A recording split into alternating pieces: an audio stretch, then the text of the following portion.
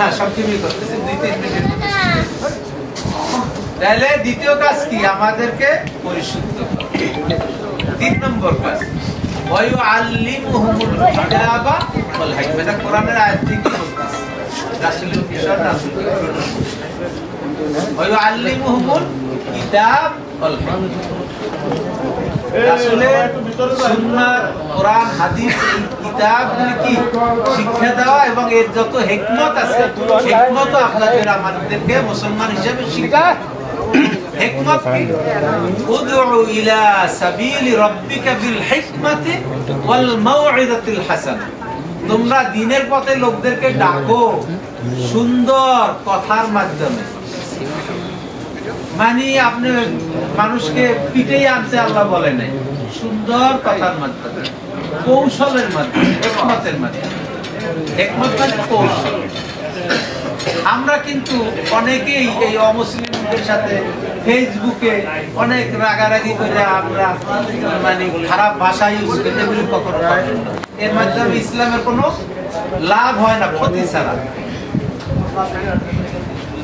4 নম্বর, সময় যেহেতু কম আমি শেষ করে দিচ্ছি একদম লাস্ট, ওয়ায়ুআল্লিমুহুমুল কিতাবা ওয়াল হিকমা।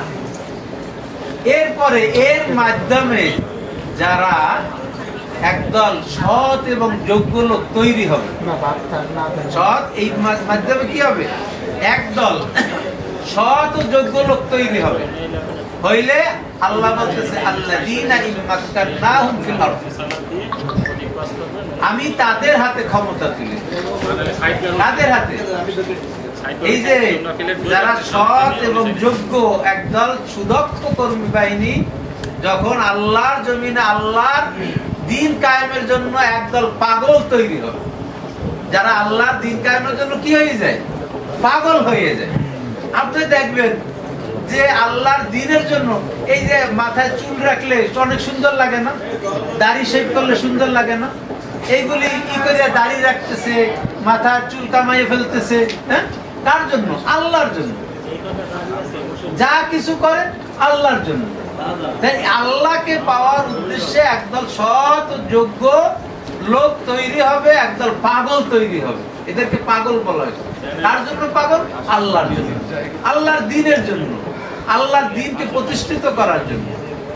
তাদের হাতে আল্লাহ পাক কি করে ফেলবে? ক্ষমতা, রাষ্ট্র ক্ষমতা তুলে।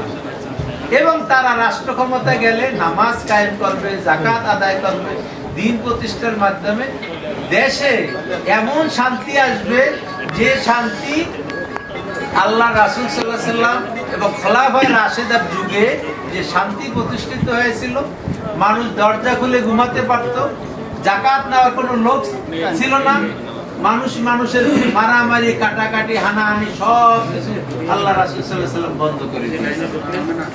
এমন একটি শান্তি রাষ্ট্র প্রতিষ্ঠিত করার জন্যই আল্লাহ রাব্বুল আলামিন আপনাকে আমাকে পৃথিবীতে পাঠিয়েছেন।